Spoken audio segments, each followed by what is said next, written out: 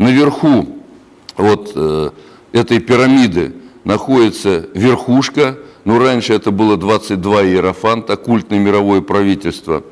Значит, у них в подчинении наследственная надгосударственная корпорация клановых финансовых семей, так называемый приорат Сиона, которые поделили всю планету на провинции.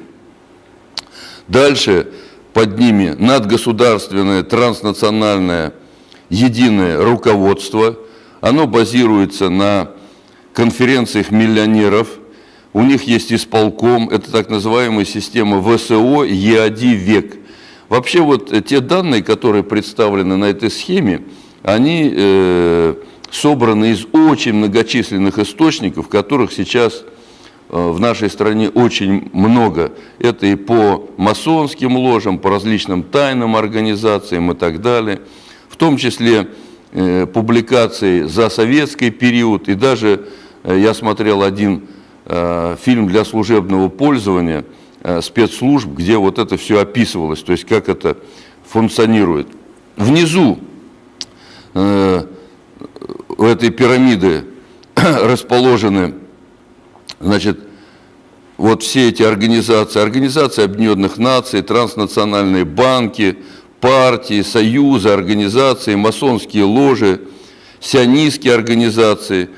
И вот внизу, под этой пирамидой, люди, они не видят все то, что наверху, они видят только вот вывески для толпы, которая предназначена. Они видят вот эти вот масонские ложи, там, значит, транснациональные банки, корпорации и глобальный предиктор, который осуществляет управление, он говорит, вот они, вот масоны во всем виноваты. А то, что расположено наверху, вот надгосударственное, транснациональное, единое руководство, наследственные государственные кланы, корпоративные, их люди как простые не видят, не понимают и во всем винят сионистов, вот бей жидов, спасай Россию, масоны во всем виноваты. А на самом деле они всего лишь инструмент, исходя вот из этой системы. Значит, поэтому хитрость этой глобальной мафии, и мы с вами рассматривали действия антиглобалистов в частности, значит, подсовывают толпе фикцию, а сами они скрываются за этими вот вывесками. Толпа истинных виновников происходящего не видит, а борется только с вывесками, и в результате на выходе у них ничего и не получается. Ну, знаменитые фамилии, которые такие одиозные, здесь тоже представлены, на схеме их можно увидеть. Это Ротшильды, Варбурги, Монтефьори, Менделе, Дюпоны, Оппенгеймеры, Штерны, Коэны, Сосуны, Валенберги, Гольдшмидты и так далее. Ну, можно их почитать. Всего это по различным источникам где-то 358 клановых финансовых семей мира входят в состав вот этой надгосударственной, наследственной надгосударственной корпорации клановых финансовых семей мира. А реализуют они свои замыслы вот через конференции миллионеров, у них есть исполком, а дальше ВСО ЕАД век. Что это такое? ВСО – это Всемирная сионистская организация, основана в 1897 году. ЕАД, или иначе его называют Сахнут, это еврейское агентство для Израиля, основано в 1929 году. И ВЕК, Всемирный еврейский конгресс, основан в 1936 году, ну, как якобы альтернатива ВСО.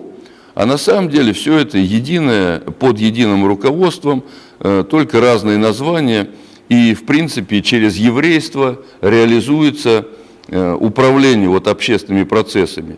То есть и здесь же из евреев делают виновников всех бед, хотя многие фамилии вот на вершине этой надгосударственной корпорации клановых финансовых семей, они действительно еврейские. Но надо понять, что вот глобальный предиктор – это не только фамилии и телесные воплощения, что ли. Самое главное, это над ними давлеет концепция, то есть та идея, та идеология, которая заставляет их вероятностно предопределенно принимать те решения, которые когда-то заложило древнеегипетское жречество. То есть они пленники сами вот этой концепции. То есть, вообще говоря, глобальный предиктор – это соединение как людей, так и идей. И когда вот мы будем после этой лекции рассматривать, как работают эгрегоры, что такое эгрегор, после этого станет более понятно, что обыденное сознание людей, которые не понимают вот биополевые структуры, значит, не понимают власть идей над людьми, они говорят, вот где эти сидят, вот в какой пещере они скрылись, как они это вот управляют. А тем более, не зная, что такое бесструктурное управление, они сопрягают высказывания политиков, в частности, о том, что вот есть мировое правительство.